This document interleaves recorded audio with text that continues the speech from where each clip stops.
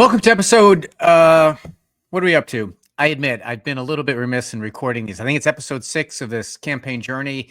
It is now, wow, we are exactly 1 month as I record this from the polls being closed, not opened actually. June 14th is when the polls open. And got a little bit of feedback about this stuff. Frankly, one of the problems with starting like a journal is you got to keep doing it. But I don't mind it. It gives me a little chance to kind of think about where exactly we are. And where we are is the home stretch. This is where the last 30 days is where a campaign that has raised a bunch of money spends most of it. If you're a big campaign, like you're running for mayor, running for Senate or something like that, you're putting a bunch of money on TV commercials. But if you're a city council campaign like we are, then you're looking for other ways to contact and reach voters. And for the most part, it's mail, telephones, maybe a little digital. But basically now is the time that most of your constituents find out about the race because they're like, oh, that's a TV commercial, or oh, that's a flyer I got in my mailbox. And so while you, as someone who's been following this, and me as a candidate, have been doing this a while, although I kind of jumped in kind of late, you still have people who say once they get the mail, oh, I didn't even know there was a campaign, or I didn't even know you were running. That's starting to happen. A couple of pieces of mail are out there ready for my campaign, some of the other candidates. And I get questions sometimes, both from voters and from people who give me feedback over the transom. They're like, who are you running against? And the problem with that is on a visceral, tactical level, I never like to talk about my opponents. Let them get their own publicity or whatever it is. And also, to some degree, they're running against me. I'm not running against them. But let me tell you a little bit. Now is the time that, and it's interesting to me as a candidate to see what the other candidates think the race is about and what their candidacy is about. So now when you start to get there, you get to see their paid message, which is different somewhat from what you might see at a campaign stop, because at a forum or something like that, voters are asking. But now this is mail. Theoretically, you've done a lot of research. You've thought carefully about it. And so far, I'm kind of underwhelmed with what my opponents are saying. I mean, they're not talking about kind of the quality of life challenges that we have in the city. They don't seem to be terribly in a change mode. They kind of seem to be, look, I've been around a while, vote for me.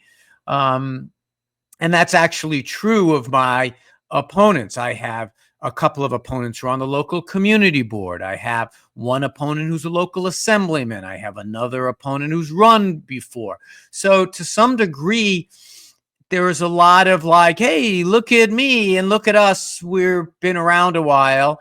And I'm saying something very different. I'm saying we have problems to solve. We have to stand up to Donald Trump. We have to add more cops to the street. We have to change the way we're doing things. Things are just not going well. But I might be wrong. They might be right. That's why you have elections, or as they say in sports, that's why you play the games. There are a couple of like little interesting little things.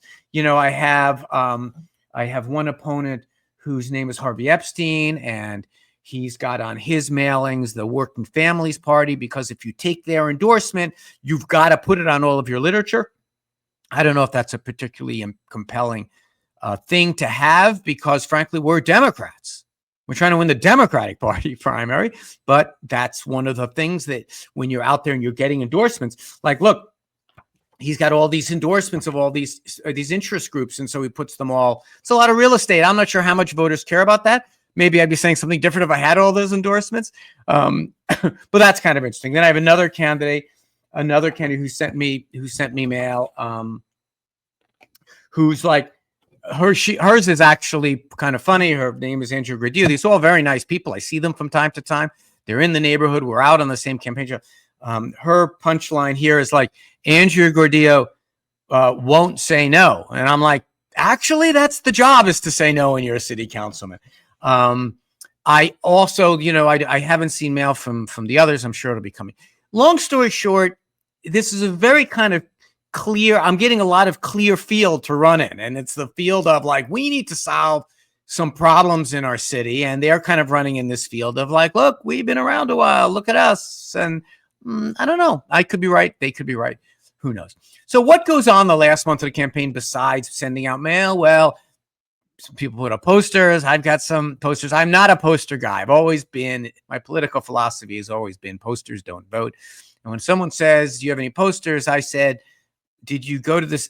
Are you going to go to the St. Saviour's Fair? And they're like, I don't know what the St. Saviour's Fair is. And I say, well, their posters are all over town. So obviously, but their posters, the people who wanted my posters the most are my supporters. They're like, well, come we don't have posters, so I'm going to get some freaking posters. So there's some of that going on. A lot of phone calls, a lot of door knocking. Door knocking is great. Phone calls are great, although people don't answer them as much. It's listening to voters, hearing what they have to say. And then the last phase, which we'll get into in other recordings, is like, how do you get people to come out to the polls? And it's a weird year because the city council race is way at the bottom of the ticket. You've got the mayor, you've got the controller, you've got the public advocate, you've got everything. And then you get down to the mayor, and the way you say down ticket, because it is literally as you go through the ballot towards the bottom. And generally speaking, people who are coming out to vote are coming out for the top of the ticket. Very few people are like, I don't care about the mayor. I only care about my city councilman. It happens from time to time. And so a lot of this will be a tail wagging. Well, that's really not the expression I'm looking for. It'll be the dog, and we're kind of at the tail. So I'm watching with great interest what goes on in the rest of the races, and how that might impact the race down here. I don't know. Maybe you have some thoughts about that. So that's what's going on. So a lot of like the home stretch now. Now there's also where everyone's carefully watching the campaign finance filings. I have more money on hand because I've got more money on hand because I have spent more frugally. I think they might say they spent things. It's, they're spending, they're getting a lot of kind of freebie stuff that I'm not getting. Like several of my opponents are getting reduced rent from landlords. I don't, favors from landlords make me a little bit nervous.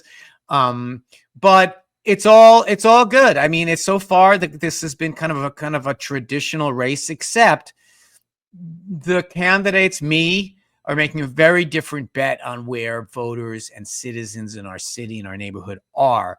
If they think things are going fine, they're probably not going to like my appeal because I'm saying, let's change things. If they think we should just kind of like find some local good person, fine. If they think we need kind of like a real fighter and someone who's going to really dig in and roll up their sleeves, someone who knows about taking on Trump, taking on the Republicans, etc., then they're going to be open.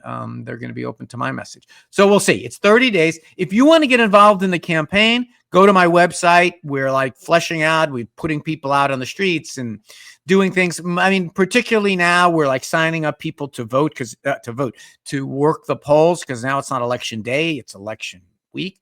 So we're doing that. So feel free to check in there. And if you have any specific questions, go to the website. When you fill out the form and say, Ask Anthony, it really goes to me. I do see them, and I like to respond to them.